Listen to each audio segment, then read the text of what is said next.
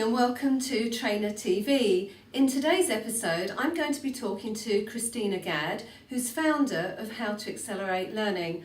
Welcome, Krys. Lovely to see you again. Hi, Alison. Really nice to see you again. Thanks so much for agreeing to do this short interview. That's fine. My pleasure.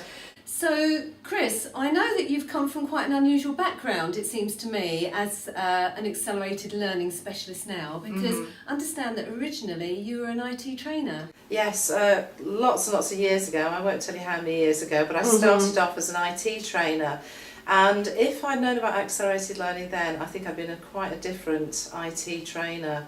So it's something that really has sparked off a passion in me, and I just love to tell trainers about it. Okay, well that's precisely what we're giving you the opportunity to do, I guess, through this short interview today. Yeah. So I'm going to be chatting to Krys for a few minutes around what she understands accelerated learning to be, and how it can obviously benefit you as trainers, I guess how it can benefit clients, the return on investment from accelerated learning, and I'm also going to get her to share, if she's willing, a few brilliant tips with you as well.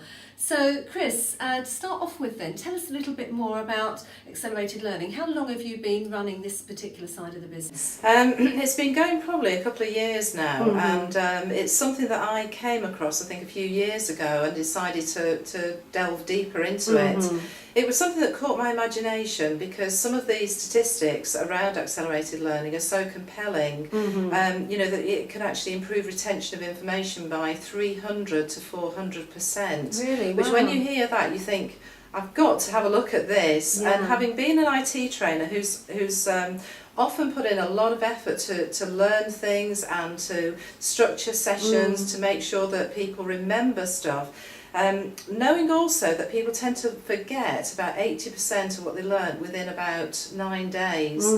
These things started to really sort of interest me, thinking, well, I've got to look into it, because if I'm spending that time preparing and if people are spending a day or 2 days with me, I want to make sure that what they've actually invested in time and money, they're actually getting a huge return on that investment.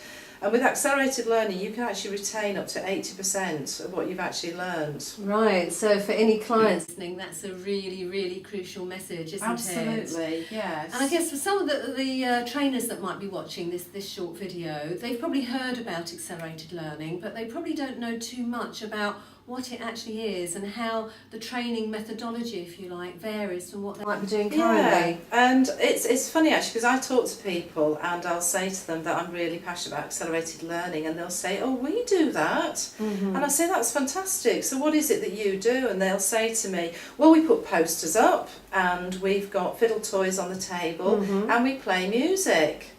And they seem to think that that's all accelerated learning is about. And it's just a small part. If accelerated learning is this big, then that The fiddle toys and the music is that big. Yeah. Now, what I've done actually is, through my own research and also sort of researching through books and reading books, one thing that I found was that reading the books, I've read some fantastic books which are really informative, but I didn't come away thinking, these are the key things I need to do.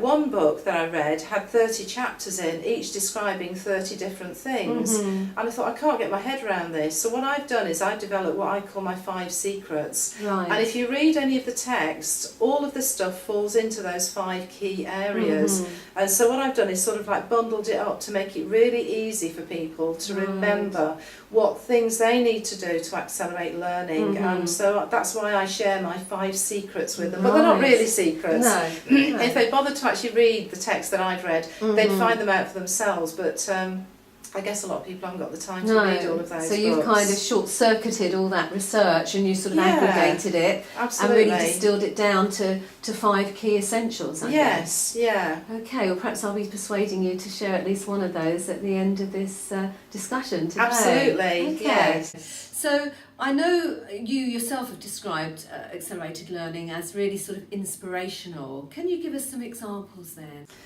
For me, the key thing is that I've always been passionate about training, and I know what it's like to get up every day to be training the same thing. I did that, you know, as part of my job. And one of the things that I used to do as an IT trainer, when I got to a bit that I knew I'd start to sort of perhaps flag a little bit, I'd put in bold red letters, the really exciting thing about this is ... And I wouldn't read it out, but it would help me to maintain that interest. Now, what accelerated learning has done for me is it's really reignited that passion, because I design my own activities.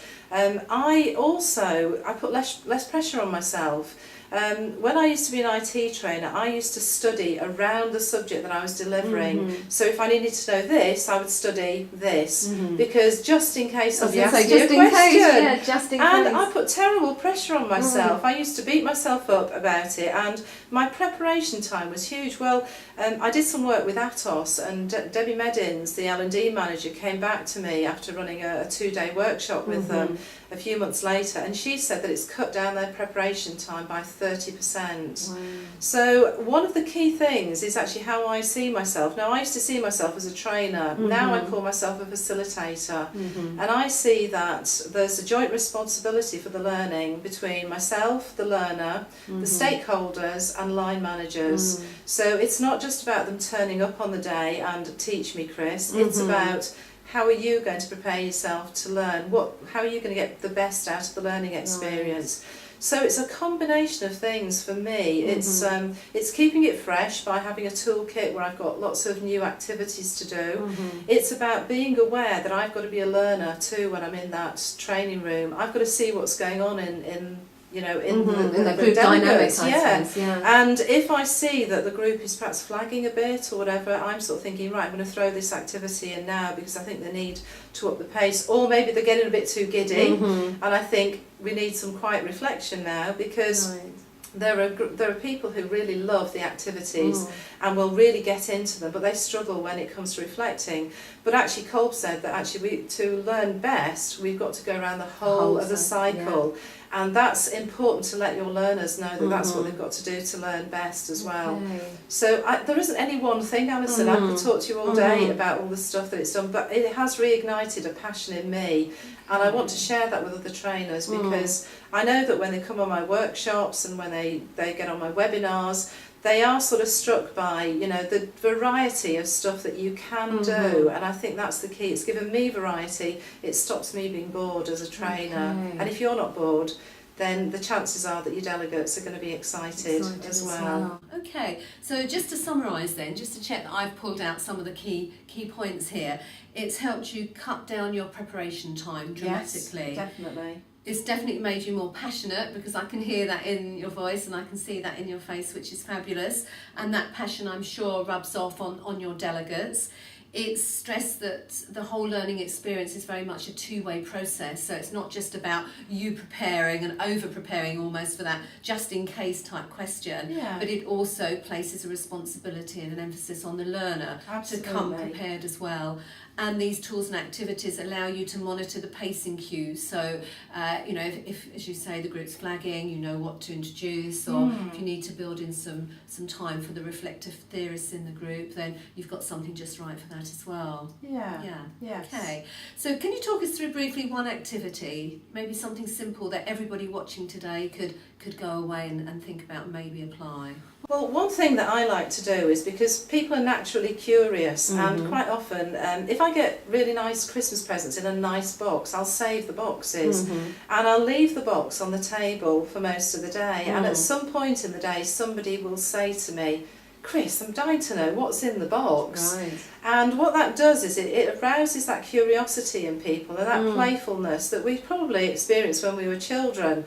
And that made learning fun, didn't it? It did. Yeah. Now, I've had lots of different things in the box, and it's up to you what you want to put in it. Sometimes I'll have some cards with questions on them as an activity that I'm going to ask people, or it might be some sweets as treats, or it might be some prizes. Right. But it's just about that sort of curiosity, and it's about that playfulness that we had when we were children, but we seem to have lost. And don't get me wrong, I don't just do activities just for the playfulness. I've been doing a lot of research about the brain, and there's a really, really good book by David Rock called Your Brain at Work.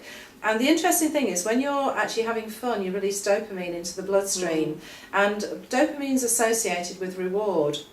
If you don't have enough, then you won't be interested and you won't maintain people's interest.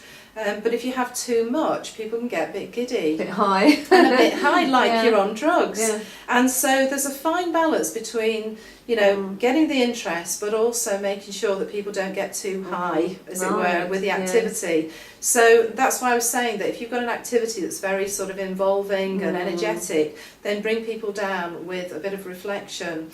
So if they get a bit giddy about my box and that, then I'll start to get them to think about things as well. It's a really, really useful perspective, because I'm sure clients watching can certainly relate to scenarios where they've had trainers in who've just droned on out the front and it's been really boring and not facilitated well and sort of non-interactive. And then others who are there for a great time and everybody's come out saying, wow, I'm on a high, that was such fun. But in terms of a corporate return on investment, maybe from either of those extremes there hasn't been any. Absolutely. So looking at it from a client perspective, I mean, you mentioned one of your clients, Debbie, who said it's actually reduced our prep time dramatically. In terms of how it's actually helped the learner at the end of the day, have you got any sort of useful insights there?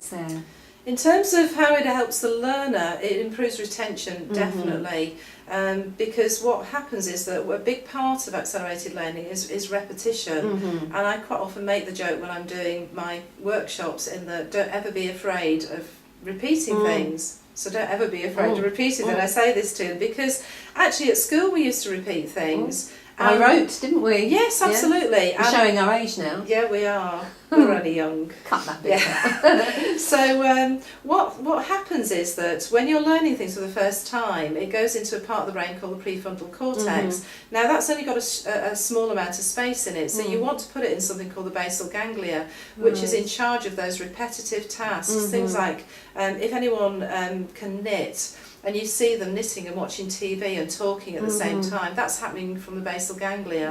And so what you need to do is actually repeat things so that it becomes almost sort of automatic. So for an IT trainer, for instance, getting people to learn some shortcut keys right at the start of the course, so they're doing them automatically, is a really, really important thing to do. So get them practicing something, get them doing something that they can do almost automatically, then they can start learning other stuff. If you bombard them with lots of stuff without any time for practice, they will just lose it. So repetition is a really key point. So the learners, they have a more engaging time, because I always say to my learners, you're not going to be great at the end of this workshop through anything that I say or do. And it's a bit startling really when I say that, because then I say what's going to happen to make you great at this is what you do afterwards and what you put into action. And so it gives them the responsibility. So for the learners, it helps them to retain more, it makes it more memorable, because you've got variety of activities. Say every 20 minutes you should be changing the pace and tone, not having a coffee break or whatever, but changing the pace and tone. So if you've had a bit of talking, maybe reflection, go on to an activity, then another bit of reflection, do something else every 20 minutes. So it's a more memorable experience for the actual learners and engages them. And ultimately the organisation benefits because they want to be there and they are actually responsible, much more so, for their own learning as well. Really, really important points. Yes. Thank you. As you were talking, it reminded me really that there seems to be quite a link when you're talking about the different parts of the brain and which parts we need to engage with, if you like, and interact with to maximise learning, that there's quite a close relationship with what's coming out now in the sort of neuroscientific field. Yes, absolutely. Yes, and I'm not an expert in it, but I'm just fascinated by it. And as I say, David Rock's book has been a revelation to me, because what it's done is it's not about accelerated learning, but it's helped me to understand some of the key principles, why they actually work. You know, just learning about the difference between, you know, the prefrontal cortex and the basal ganglia, so that's why repetition works. It's consolidating that learning and putting it into a place where people aren't having to think about recalling it that hard, it's coming back quite automatically. So yes, it is linking in with a lot of things that are coming out at the moment. Yeah, I'm sure we're going to hear more of that in months and years to come as well. Yeah. Something CIPD I know is very at the forefront of at the Absolutely. moment in terms of neuroscientific applications. Okay, it's been really, really interesting talking to you. I'm sure it's been really, really helpful for those watching. I know that you've described your training courses sometimes as a sort of touch of magic, that accelerated learning can be magical, and you've used that analogy. Yes. So I was wondering if you'd leave us, please, with just maybe one magic tip that trainers could go away and apply. Well, I'm a self-confessed anorak when it comes to objectives, and it may not be the sexiest of subjects, but if you get the objectives absolutely right for your training, everything else will follow. And I think that's the key things, because in these tough economic times where classroom time is being cut down, trainer time for preparation is being cut down, trainers are being gotten rid of in organisations, it's key that organisations are going to get their return on investment. So if you agree objectives, overarching business objectives with the stakeholders, the line managers are brought in for the actual follow-up and the embedding of the learning as well, then you're onto a really, really good start. But if you start with rubbish objectives, the rest of it you can forget. It doesn't matter how you dress it up, what toys you put on the table, what music you play, what activities you design. So for me, that's the absolute key thing. Start with the right objectives. Make Start sure with the you end get in mind. clarification from your client as well. Yes, absolutely. Otherwise, the whole cold cycle that we talked about earlier is going to be very ineffective, however you follow it. So the rest of it is fantastic, but to be honest, it's window dressing if you don't get those first key things in place.